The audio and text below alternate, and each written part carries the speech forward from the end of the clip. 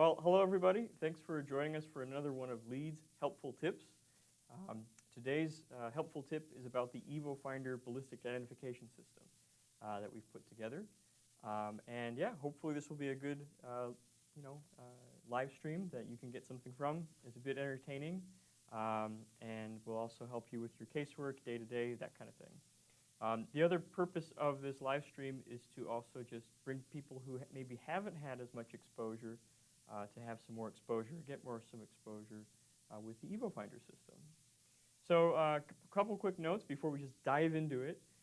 This is a live stream, so everything is happening very much live. Hopefully everything goes smoothly, but sometimes there are hiccups with connection. So just bear with us if anything happens like that. Another thing is, one of the nice things about it being a live stream is we have the ability to do feedback. So I believe it's if you have a Google account, you can actually sign in and write questions. If you have any questions, if you have any comments, just right there in the chat window. And then I've got a couple monitors up, so I'll be watching for any questions that come up as we do this live stream, and I'll be able to answer them as I see them. So yeah, let's just get into it. So today I'm going to be talking about the Evofinder. And Evofinder is a product that we are the exclusive distributor in North America for. And it's a really exciting system from my perspective. And I think I can talk for everybody at Leeds and say we find it a very interesting system to work on, to sell, and it has wonderful support.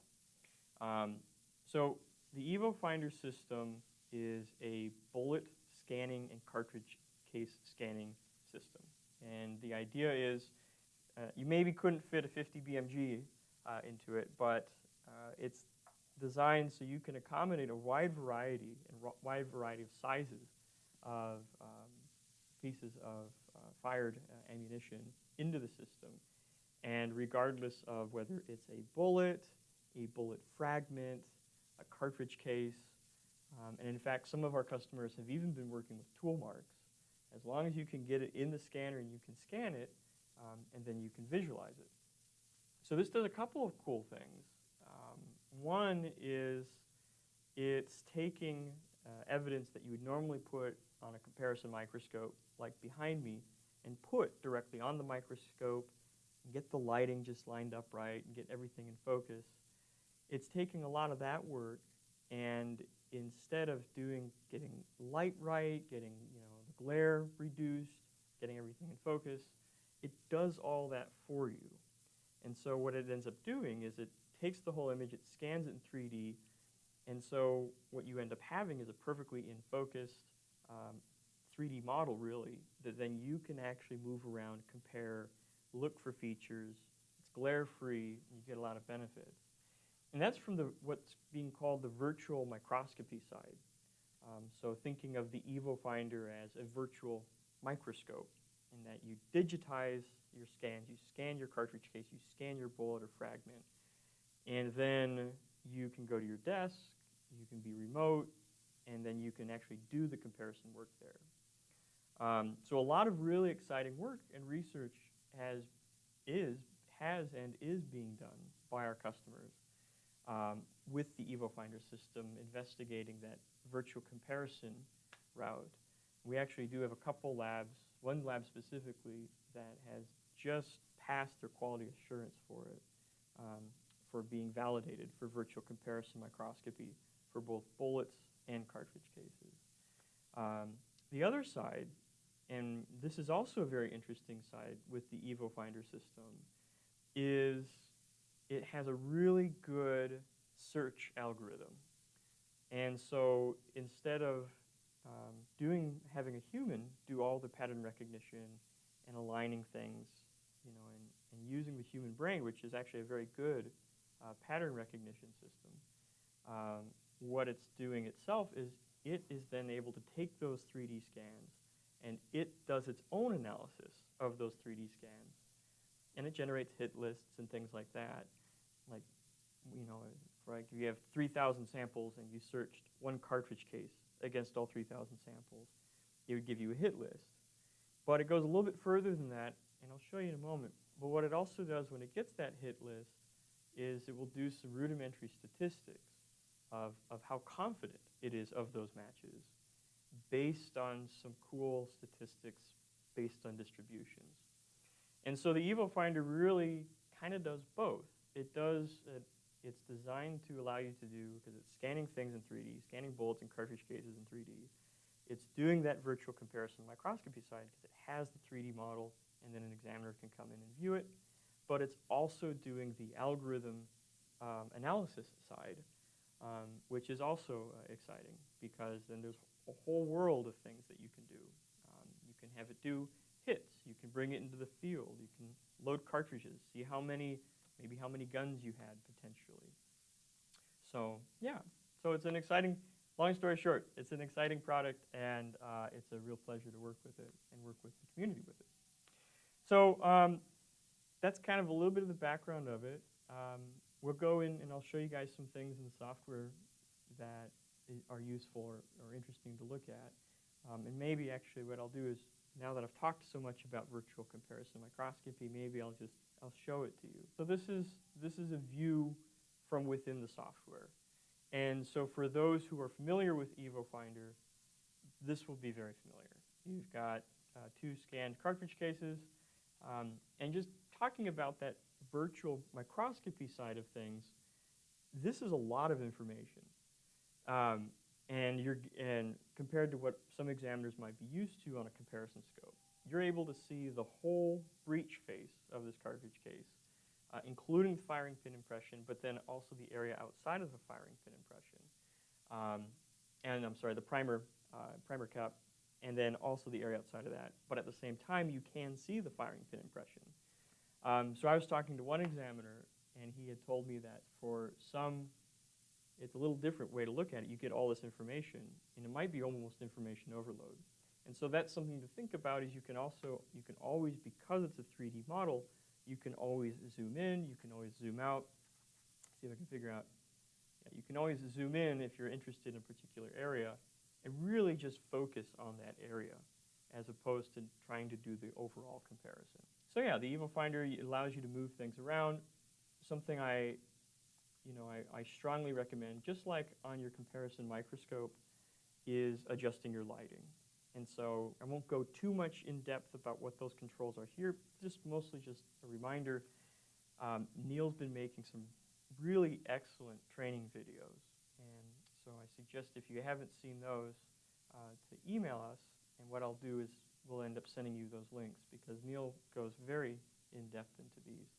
But yeah, it's the same idea, is to try rotating your specimen, try changing your lighting angles, things like that can be helpful there too. Just another thing really quick to show, a helpful tool on the Evofinder system is, in addition to you getting the whole firing pin impression, the whole everything in focus, glare-free, that type of thing, another really cool part, and I see my start menu's over it. So that's something some examiners will run into, if you're familiar with it, is the start menu or the start bar, Windows taskbar. I recommend hiding it so it doesn't always pop up on your software. Another one, and it's not really a comparison, but it's a reminder, if you have, this is a partial bullet scan. It's not a full bullet. We're just looking at a poly bullet along the bottom portion of it. But when you get things in Evofinder, particularly bullets, what it will do is it will scan the whole bullet and then lay it out like a ribbon. And you can actually see, so now it's taken, if I hit this +D, you can actually see a 3D kind of shape of the bottom of that bullet, so you can see how it's laid it out like a ribbon. Poly bullets, it can, just like on a conventional comparison scope, it can be kind of hard to figure out where your land impression is, where your groove impression is. And so one of those virtual comparison tools, and you can use it in the system, I recommend using this height map capability. The Evofinder software calls it depth stratification. So you can just go ahead and click on that. And I love this, and that's why I chose this sample. You can very quickly see where even though the polygonal rifling is a lot of slop in it, you can see these significantly deeper areas and these higher areas.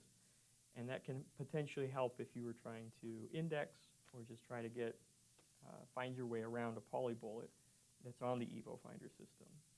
And that's one of those things that I suggest just playing with, is that depth stratification. So yeah, let's go back to that cartridge case. So another thing that frequently comes up, and it's a tip we really strongly recommend, is to have a workflow. So one of the things, so we maybe have, I think maybe 9 or 10 Evofinders now or so in the United States at different labs. And one of the things that we've been working with labs and learning with labs is it's really helpful to have a mapped out workflow when you get the system. And so something that we've been working on is just helping labs try to map that out. So we have this hopefully helpful poster, but it kind of goes through one potential workflow for both cartridge cases and then bullets. And that's just getting out that process. Once you have the bullet, just walking through step by step how you scan it in. It's good to have a workflow like this mapped out from just sample handling and how to scan it, but it's also good, I think, to have a workflow planned for your lab. So a good example is the Evofinder system. If you're going to be using it as a virtual comparison microscope or tool like that, you have this ability to scan the samples, get them in high resolution 3D, but it still takes time to do those scans. It's maybe, on average, I think it's about 2 minutes or so for a pristine full bearing surface 9mm, and maybe about 2 minutes for a 10mm cartridge case. But it's really good if you have a technician to potentially consider using a technician to scan things into the Evofinder, which then downstream will free up your examiners. You absolutely can. We have labs where examiners scan in their own material, but some of the labs that we've seen be really successful in just their workflow and moving through casework has been able to use technicians to do that type of handling, to do that type of scanning. And I just looked over at our chat, and so yes, Travis Lee can definitely do that. We'll definitely send you those training videos. What will be helpful actually is I'll give you my email address really quick. My email address is my first initial and my last name, so the letter J, Kurth, at leedsmicro.com. If you send me a quick email just saying, hey, can you send me those training videos, I will absolutely send those to you. I think last time I checked, Neil had about, I don't know, 12 or 13.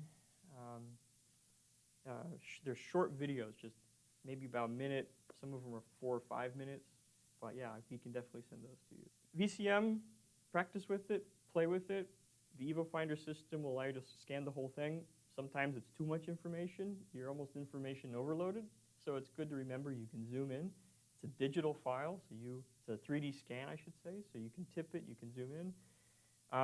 Workflows, I highly recommend having workflows mapped out, not just to how you enter things into the scanner and the database, but then also who's doing that. If you can use techs, if you have access to technicians and you can train them on a good workflow, I suggest doing that.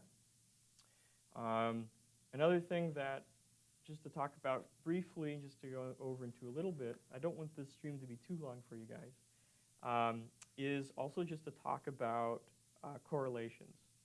So when you're scanning in evidence, I recommend to, like, about a 9mm, or like, let's say there's a Marlin, a 22 Marlin weapon that has like micro grooving or whatever they're calling it. It's like 22 right or 37 left. If you can be, in general, you're going to find that for your database, you're going to have like 22 common. So you don't know anything about the weapon. You just know you need to scan it in, and you know it's a 22 caliber. In general, if the more specific you can be on the bullet or cartridge case that you're entering, like 22 Marlin, 6 right, or Marlin, however, the Evofinder's database searching capabilities are built around filters. So it's something food for thought. when you're doing your work with your setup is to be as specific about class characteristics as you can, in addition to having some generic weapon systems that you can have entered there. So let's quickly switch over to, let me see if I can find it, that darn start bar. I'm going to go to some correlation tasks, and I'm just going to pull up this samples correlation. So what's neat, when you're running the Evofinder system, if you have a big enough database that you're searching against, what the system will do is when you do a correlation search, it will color code things. It'll sort it like a list, and if there's enough statistics to support that these are outliers, and I'll show you that in a minute, what it will do is it'll color code them and flag them. And so I just like to show this as an example because people will sometimes ask, what is a good similarity score? Is a similarity, the scale in the Evofinder system goes from 0 to 1, where 0 is like a hypothetical, like completely non-match, whereas 1 is the opposite, is identically the exact same pattern. In reality, though, you never see zeros and you never see ones. You see a mix in between. And so people will ask me, what is a good similarity score? And the answer can be complicated because a good similarity score is closer to 1, but it really, if you know the significance of your similarity scores in your hit list, it strongly depends on how well marked or how similarly marked all of your samples are. So what Evofinder did or Scanbee did is they used to just have a hit list like this where you'd have your first one on the top and then you'd work your way down.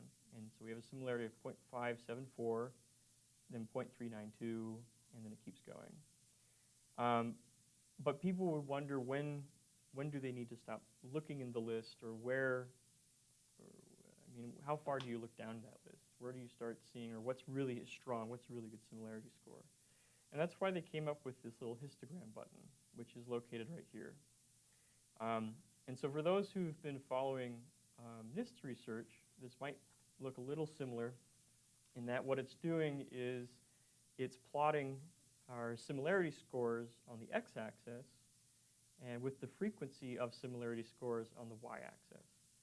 And so what you'll see is we had about 354 samples in this search, and we ended up having, the most of them are very low similarity scores, which kind of makes this little normal distribution at the bottom.